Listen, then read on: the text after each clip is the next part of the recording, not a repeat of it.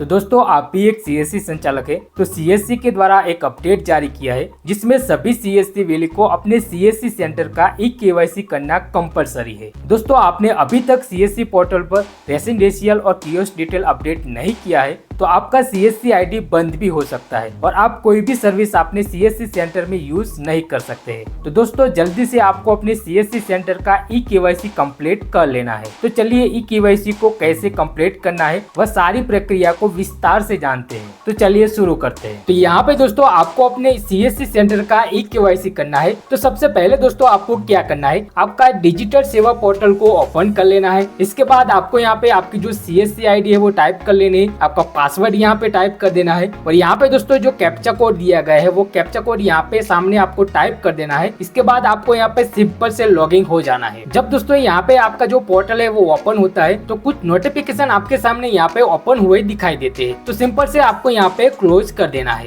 अब दोस्तों आप यहाँ पे देख सकते हैं कि आपके सामने एक अपडेट इन्फॉर्मेशन दिया गया है, मतलब आपका ई-केवाईसी ईयरली आपको करना ही होगा, अन्यथा आप केवाईसी नहीं करते हैं तो आपका सीएससी सेंटर बंद भी हो सकता है। यहाँ पे दोस्तों आपको अपना एड्रेस है वो भी अपडेट करना पड़ता है और आपका कियोस्क एड्रेस है वो भी आपको यहाँ पे अपडेट करना है। तो आपको सिंपल सी ये जो केवाईसी है वो सक्सेसफुली कर लेनी है, तो ही आपका जो सीएससी सेंटर है वो चालू रह पाएगा। केवाईसी करने के लिए अपडेट नाउ के ऑप्शन पर क्लिक कर देना है। तो दोस्तों आप यहाँ पे देख सकते हैं कि आपके सामने यहाँ पे valley profile and kiosk update का पेज ओपन हो चुका है। यहाँ पे आपके सामने नीचे एक लाइन दी गई है, मतलब इसमें मेंशन किया गया है कि जो सभी वैली है उसका जो ई-केवाईसी है वो करना ही पड़ता है। अगर ई-केवाईसी नहीं करते हैं तो उसका जो सीएससी आईडी है वो ब्लॉक कर दिया जाएगा, परमानेंटली बंद कर दिया जाएगा। तो आपको यहाँ पे ये जो केवाईसी है वो हर साल करना पड़ता है, तो ये केवाईसी आपको सही से कर लेना है। दोस्तों केवाईसी करने के लिए यहाँ पे जो भी डिटेल दी गई है वो सही से आपको फिल करनी होती है। यहाँ पे कोई भी डिटेल आपको मिसमैच नहीं करनी है, कोई भी डिटेल में आपको यहाँ पे भूल नहीं करनी है। जो भी डिटेल है वो आपके आधार कार्ड से या भी कोई भी एड्रेस प्रूफ से आप सही से यहाँ पे टाइप कर सकते हैं। तो सबसे पहले दोस्तों आपको यहाँ पे जो पर्सनल डिटेल दी गई है उसको सही से फिल करना होता है। तो यहाँ पे आपका फुल नेम है वो ऑटोमेटिक यहाँ पे आ चुका है। इस नेम को दोस्तों आप यहाँ पे चेंज नहीं कर सकते क्योंकि जब आपने सीएससी आईडी लिया था उस समय आपका जो नेम है वो परमानेंटली यहाँ पे आ चुका है, इसको आप चेंज नहीं कर सकते। इसके बाद दोस्तों आपको यहाँ पे आधार कार्ड नंबर दिया गया है, आपका जो सही आधार कार्ड नंबर है वो यहाँ पे आपको टाइप करना है। इसके बाद हम यहाँ पे सिंपल से वैलिडेट के ऑप्शन पर क्लिक कर देंगे। वहाँ पर क्लिक करते हमारा जो आधार कार्ड है वो सही तरीके से यहाँ पे वेरीफाई हो चुका है। अब दोस्तों आपको यहाँ पे स्टेट का एक ऑप्शन दिया गया है, आपका जो स्टेट है वो दोस्तों यहाँ पे ऑलरेडी आ चुका है। इस स्टेट को आप यहाँ पे चेंज नहीं कर सकते, मतलब जिस भी स्टेट से आपने सीएससी आईडी ली थी वही स्टेट आपको यहाँ पे दिखाई देता है, तो आपको इसको चेंज नहीं करना है। इसके बाद दोस्तों आपको यहाँ पे एक डिस्ट्रिक्ट का ऑप्शन दिया गया है, मतलब आपका जो भी डिस्ट्रिक्ट है वो आपको यहाँ पे सही से सिलेक्ट करना होता है। तो यहाँ पे दोस्तों हमारा जो डिस्ट्रिक्ट है वो हम यहाँ पे सिलेक्ट कर देते हैं। इसके बाद आपको यहाँ पे स्टेट असेंबली का ऑप्शन दिया गया है, मतलब आपकी जो विधानसभा लगती है वो आपको यहाँ पे सिलेक्ट करनी होती है। तो हम यहाँ पे सिलेक्ट के ऑप्शन पर क्लिक करेंगे और हमारी जो विधानसभा है वो दोस्तों हम यहाँ पे सिलेक्ट कर देते हैं। आपकी जो भी विधानसभा लगती है, आपकी जो असेंबली लगती है वो दोस्तों आपको यहाँ पे सिंपल से सिलेक्ट करनी होती है। तो हमारी विधानसभा दोस्तों हम यहाँ पे सिलेक्ट कर देते हैं। इसके बाद दोस्तों आपको यहाँ पे जो पिन कोड नंबर है वो टाइप कर देना है। इसके बाद आपको यहाँ पे नीचे आ जाना है। नीचे दोस्तों आप यहाँ पे देख सकते हैं कि आपको यहाँ पे रेसिडेंशियल एड्रेस टाइप करना होता है। तो हमारा जो एड्रेस है वो दोस्तों हम यहाँ पे टाइप कर देते हैं। इसके बाद आपके सामने कियोस्क एड्रेस की डिटेल यहाँ पे ओपन हो जाती है। दोस्तों ये जो डिटेल है वो आपके शॉप की डिटेल है, मतलब आपका जो सीएससी सेंटर है उसकी डिटेल है।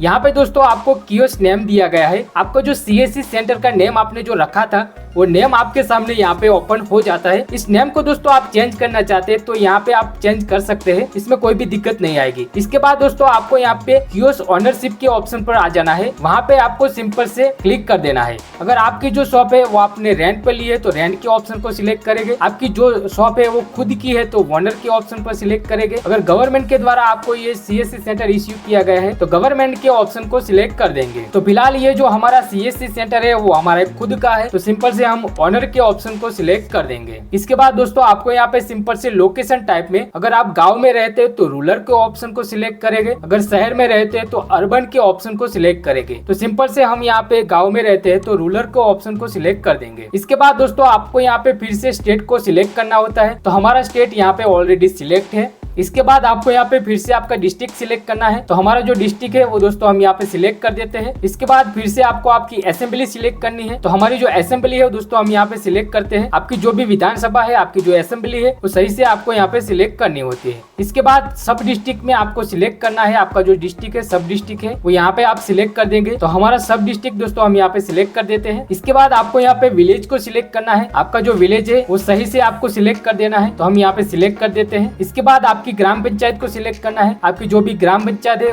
वो यहाँ पे सिलेक्ट करना है। इसके बाद आपको यहाँ पे नीचे कियोस्क एड्रेस दिया गया है, मतलब आपकी जो शॉप है, आपका जो सीएससी सेंटर है, उसका पूरा एड्रेस दोस्तों आपको यहाँ पे मेंशन करना होता है। यहाँ पे दोस्तों आप सिर्फ अपना सीएससी सेंटर का नाम लिखेंगे या कुछ एरिया लिख देंगे तो ये सबमिट नहीं होगा। आप यहाँ पे जो एरर है वो देख सकते हैं। तो आपको यहाँ पे पूरा एड्रेस टाइप करना है। तो हमारा जो एड्रेस है वो टाइप कर देंगे। तो हमारा एड्रेस यहाँ पे दोस्तों सही तरीके से टाइप हो चुका है। अब दोस्तों आप यहाँ पे देख सकते हैं कि आपका जो पिन कोड नंबर है वो यहाँ पे ऑटोमेटिक ही आ चुका है। इसको आप चेंज नहीं कर सकते। इसके बाद दोस्तों आपको यहाँ पे थोड़ा सा नीचे आ जाना है। नीचे दोस्तों आपको यहाँ पे आपका जो पैन नंबर है वो टाइप करना है। तो हमारा जो पैन नंबर है वो दोस्तों हम यहाँ पे टाइप कर देते हैं। तो हमारा पैन नंबर दोस्तों सही से टाइप हो चुका है। अब दोस्तों आपको यहाँ पे सिंपल से वैलिडेट के ऑप्शन पर क्लिक कर देना है। तो यहाँ पे दोस्तों हमारा जो पैन कार्ड है वो सही तरीके से वैलिडेट हो चुका है। अब दोस्तों आपको यहाँ पे सिंपल से जो कैप्चा कोड दिया गया है वैसे ही कैप्चा कोड आपको इस बॉक्स में टाइप करना होता है। तो हमारा कैप्चा कोड दोस्तों हम यहाँ पे टाइप कर देते हैं। इसके बाद दोस्तों आपको यहाँ पे जो टर्म एंड कंडीशन दी गई है उसको चेक मार्क कर देना है। और इसके बाद आपको यहाँ पे सिंपल से नेक्स्ट के ऑप्शन पर क्लिक कर देना है। वहां पर क्लिक करते दोस्तों आपके सामने यहाँ पे आधार वेरिफिकेशन का जो पेज है ओपन हो जाता है। अब दोस्तों आपको यहाँ पे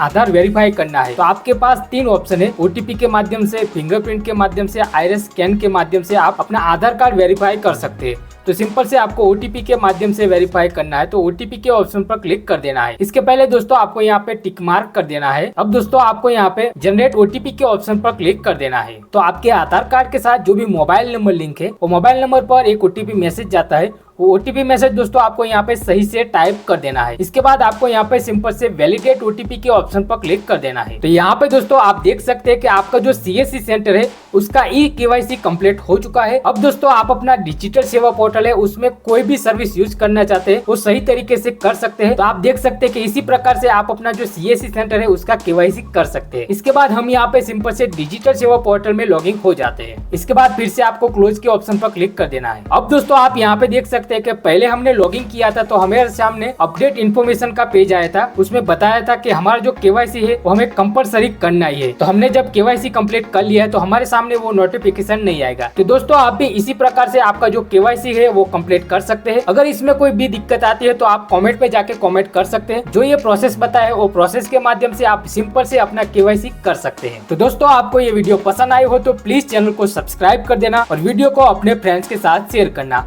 मिलते हैं किसी दूसरी वीडियो के साथ, तब तक जय हिंद, जय भारत।